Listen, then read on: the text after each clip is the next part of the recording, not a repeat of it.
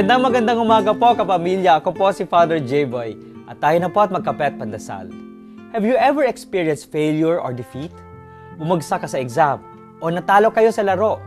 Pakiramdam mo ba ikaw ang pinakakulelat sa lahat ng iyong mga kapamilya? Maraming taong tagumpay sa buhay ang nakaranas ng maraming pagkakamali. Ngunit natuto sila ang harapin ito. Unang-una, kailangan tanggapin ang pagkatalo.